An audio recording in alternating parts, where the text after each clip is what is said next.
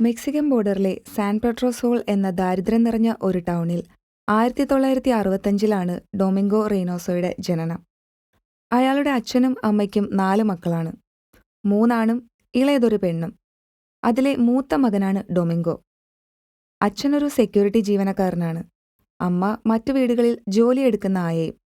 ഡൊമിംഗോയുടെ അച്ഛൻ ഒരു മുഴുക്കുടിയനായിരുന്നു. വീട് കഴിഞ്ഞു പോകാൻ ചെറിയ പ്രായത്തിലെ ഡൊമിംഗോയ്ക്ക് പണിക്ക് പോകേണ്ടി വന്നിരുന്നു. ഡൊമിംഗോ വളരെ ധൈര്യശാലിയായിരുന്നുവെങ്കിലും അയാളൊരു ഓംബ്രോഫോബിയുള്ള വ്യക്തി കൂടിയായിരുന്നു. അതായത് മഴയെ അയാൾക്ക് പേടിയായിരുന്നു. കൊച്ചിലെ തൊട്ടേ മഴ പെയ്യുമ്പോൾ ഡൊമിംഗോ കണ്ണും ചെവിയും മൂടിയിരിക്കും. കളിക്കാൻ നേരം മഴ പെയ്ത വീട്ടിലേക്ക് ഓടും. മേഘം കൂടിക്കിടന്ന പുറത്തേക്ക് ഇറങ്ങാറില്ല. അങ്ങനെയൊക്കെ 1985-ൽ ഡൊമിംഗോയ്ക്ക് 20 വയസ്സ് പ്രായമുള്ളപ്പോൾ അയാളൊരു ലോറി ബോയിയായി ജോലിക്ക് കയറി. മെക്സിക്കൻ ബോർഡറിൽ നിന്നും ചെറിയ കളിപ്പാട്ടങ്ങളും ഗുഡ്സും ഒക്കെ അമേരിക്കയിലെത്തിക്കുന്ന ഒരു ലോറി ഡ്രൈവറിന്റെ കൂടെ പോകലാണ് പ്രധാന പണി. ഡൊമിംഗോയ്ക്ക് അന്നു മുതൽ മനസ്സിലൊരാഗ്രഹമുണ്ട്. സമ്പന്നരുടെ അമേരിക്കയിൽ ജീവിക്കണം. ബോർഡറിൽ നിൽക്കുന്ന മിലിറ്ററി ഓഫീസേഴ്സിന് ഡൊമിംഗോ വെറുതെ കാശ് വെച്ചു കൊടുക്കുമായിരുന്നു. കൂടെയുള്ള ഡ്രൈവർ എപ്പോഴും ഡൊമിംഗോയോട് "നീ എന്തിനാ ഇതൊക്കെ ചെയ്ത് പൈസ കളയുന്നതെന്ന്" ചോദിക്കുമായിരുന്നു. എന്നാൽ ഡൊമിംഗോ അതൊന്നും കണക്കിലെടുത്തില്ല. അങ്ങനെ ചുമ്മാ പൈസ കൊടുത്ത് ഒരുവിധപ്പെട്ട ബോർഡർ സെക്യൂരിറ്റി ഫോഴ്സിന് ഡൊമിംഗോയെ പരിചയമായി.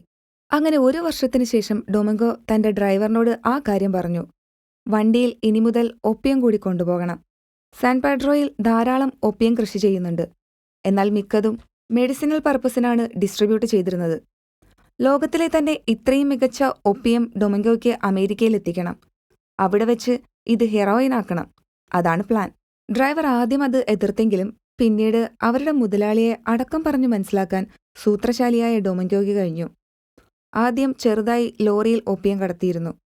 അവർ പിന്നീട് ഫേക്ക് മെഡിസിനൽ ഡോക്യുമെന്റ്സിൽ ഒപ്പിയം പോപ്പി ടെക്സാസിലെ ഒരു ലാബിലേക്ക് കടത്താൻ തുടങ്ങി. പതിയെ അവരുടെ പ്രോഡക്റ്റ് വാങ്ങാൻ ഡീലേഴ്സ് കൂടി. ബോർഡറിലെ മിലിറ്ററി ഫോഴ്സിന് കാര്യങ്ങൾ മനസ്സിലായെങ്കിലും ഡൊമിംഗോ ഓരോ ഡീലിനു ശേഷവും കൊടുക്കുന്ന ഭീമമായ തുകയ്ക്ക് മുന്നിൽ അവർ കണ്ണടച്ചു. അവർ പോലും മനസ്സിലാക്കാതെ അവർ ഡൊമിംഗോയ്ക്ക് വേണ്ടി പണിയെടുത്തു തുടങ്ങിയിരുന്നു. അന്ന് സൗത്തേൺ അമേരിക്കയിലെ ഏറ്റവും വലിയ ഡീലേഴ്സായിരുന്നു ക്ലിന്റൺ വാർഡും ഡഗ്ലസ് കെയ്നും. അതിൽ ഡഗ്ലസിന്റെ കയ്യിലായിരുന്നു ഡൊമിംഗോയുടെ ഒപ്പിയം എത്തിയിരുന്നത്. ടെക്സാസിന് പുറത്ത് ബിസിനസ് വ്യാപിപ്പിക്കണമെങ്കിൽ ക്ലിന്റൺ വാർഡിന്റെ ആൾക്കാരെ മറികടക്കണം. അതത്ര എളുപ്പമല്ല. പോരാത്തതിന് ക്ലിന്റണും ഡഗ്ലസും ബെത്ത ശത്രുക്കളായിരുന്നു. ടെക്സാസിന് പുറത്ത് ഡഗ്ലസിന് കണ്ണുണ്ടായിരുന്നത് അറിയാമായിരുന്ന ഡൊമിംഗോ ക്ലിന്റനെ കൊല്ലാൻ ഡഗ്ലസിനെ സഹായിക്കാമെന്ന് പറഞ്ഞു.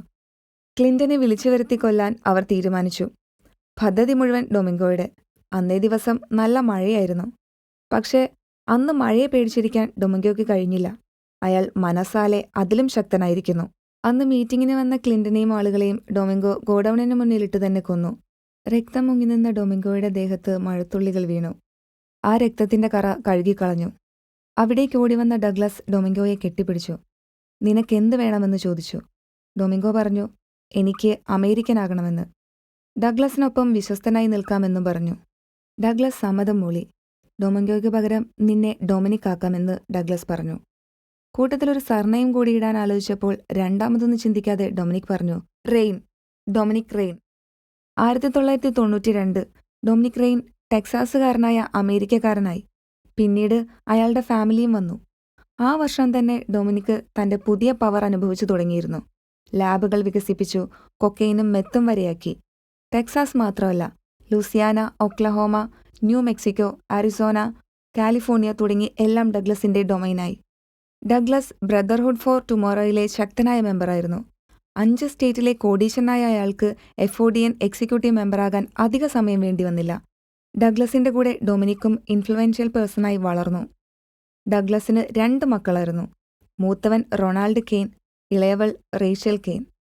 പിന്നീട് ഡൊമിനിക് റേച്ചലുമായി വലിയ പ്രണയത്തിലായി. ഇതറിഞ്ഞ ഡഗ്ലസ് സന്തോഷത്തോടെ റേച്ചലിനെ ഡൊമിനിക്കിന് വിവാഹം ചെയ്തു കൊടുത്തു.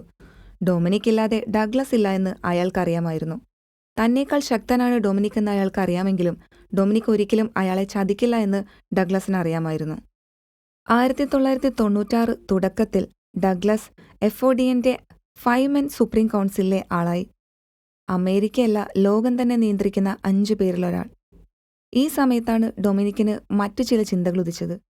ഡൊമിനിക്കിന്റെ ഏറ്റവും വലിയ കഴിവും ഈ ഫോഴ്സൈറ്റാണ്.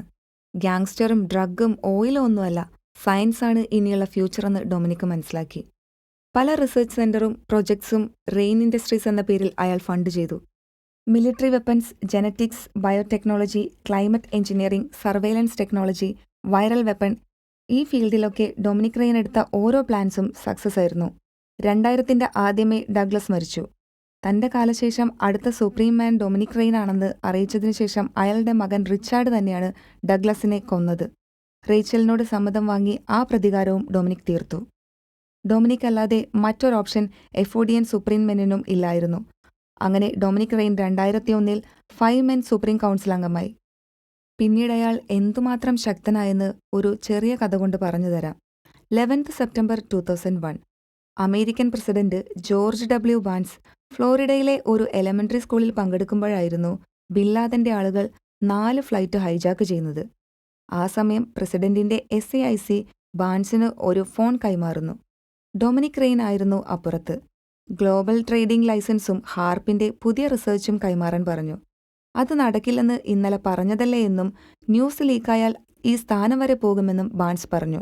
ഫ്ലൈറ്റ് നമ്പർ 11, 175, 77, 93 എന്നതെല്ലാം ഹൈജാക്ക് ചെയ്യാൻ പോവുകയാണെന്നും പിന്നിൽ ബിൻ ലാദനാണെന്നും അവരുടെ ഫുൾ പ്ലാൻ മനസ്സിലാക്കിയെന്നും ഒരു സിംഗിൾ സിഗ്നേച്ചറിൽ പ്രസിഡന്റിനെ രക്ഷിച്ചു തരാമെന്നും റെയിൻ പറഞ്ഞു. ഇല്ലിൽ തനിക്ക് പകരം മറ്റൊരാൾ ഉടൻ അവിടെയിരിക്കുമെന്നും പറഞ്ഞു. ബാൻസ് എന്നിട്ടും സംശയിച്ചു നിന്നു. അപ്പോഴേക്കും ഫ്ലൈറ്റ് 11ഉം 175ഉം 2 വേൾഡ് ട്രേഡ് സെന്റർ ടവറിലും ഇടിച്ചിറക്കി. ബാൻസ് തിരികെ വിളിച്ച് തന്നെ രക്ഷപ്പെടുത്താൻ പറഞ്ഞു. അപ്പോഴേക്കും ഒരു പയ്യൻ മുറി തുറന്നു വന്നു. സൈൻ ഇടേണ്ട പേപ്പർ നീട്ടി. ബാൻസ് ഒപ്പിട്ടു. റെയിൻ എയർവേസിലെ ഫ്ലൈറ്റ് 77ലും 93ലും ലോവർ ബേസിലുണ്ടായിരുന്ന വാൻഗാർഡ് റോബോട്ട്സിനെ ആക്ടിവേറ്റ് ആക്കി. Versatile autonomous next gen unit for assault, recon and defence. ഈ വാൻഗാർഡ് റോബോട്ട്സ് ടെററിസ്റ്റുകളെ കൊന്നു ഫ്ലൈറ്റ് രക്ഷിച്ചു. പെന്റഗണും ക്യാപിറ്റോളും ലക്ഷ്യമാക്കിയായിരുന്നു ആ ഫ്ലൈറ്റ് പോയിക്കൊണ്ടിരുന്നത്. ഇത് നിഷേധിച്ച ബിൻ ലാദൻ പിന്നീട് റെയിനെ പേടിച്ചു തന്നെ സത്യം സമ്മതിച്ചു. ബാൻസിനെ വീണ്ടും 2004 പ്രസിഡന്റ് ആക്കാനും റെയിൻ സഹായിച്ചു. ഈ ഫ്ലൈറ്റിലെ ബോംബിംഗ് പ്ലാൻ അറിയാമായിരുന്ന FODNന് വേണേൽ അത് നേരത്തെ തടയാമായിരുന്നു. എന്നാൽ അങ്ങനെയല്ല അവരുടെ പ്രവർത്തന രീതി. അവർ മാറി നിന്ന് എല്ലാം അറിഞ്ഞുകൊണ്ട് വീക്ഷിക്കുന്നവരാണ്. അവരുടെ പദ്ധതിയിൽ മാത്രമേ അവർ ഇടപെടൂ. അതാണ് FODNന്റെ ഡിസിപ്ലിനും. ഡൊമിനിക് റെയിൻ 5 മെൻ സുപ്രീം കൗൺസിലിലെ യങ്ങസ്റ്റ് മെമ്പറാണ്. അപ്പോൾ ബാക്കി 4 പേർ അവരെന്തായിരിക്കും? എങ്ങനെയായിരിക്കും? ആരായിരിക്കും? ഇങ്ങനെ മെഗാ സീരിയലിന്റെ പരസ്യം പോലെ 4 ചോദ്യങ്ങൾ ഇട്ടിട്ട് ഷേഹ കഥ പറഞ്ഞ് തീർത്തിട്ട് ഉറങ്ങാൻ പോയി. ഞങ്ങളുടെ മുറി വലുതായിരുന്നു. നല്ല സൗകര്യം, ടിവിയും ഉണ്ട്. ഒരു നല്ല ബാൽക്കണിയും. റെസിസ്റ്റൻസ് ഫോഴ്സിലും AC റൂം കൊണ്ടുവരാൻ എലമെന്റിനോട് പറയണം. ബാൽക്കണിയിൽ എന്നെ കാണാൻ കൂടെ ഒരു പൂച്ച വരും. അതിനെ ഞാൻ എടുത്ത് റൂമിലാക്കി. ഷേഹയ്ക്ക് ഇഷ്ടപ്പെട്ടിട്ടില്ല. പോകാൻ പറ. പുച്ഛം മാത്രം. ഞാൻ ആ പൂച്ചയ്ക്ക് സോങ് എന്ന് പേരിട്ടു. ഷേഹ ഉറങ്ങിയതുകൊണ്ട് ഞാൻ സോങ്ങിനെയും എടുത്ത് TV കാണാനിരുന്നു.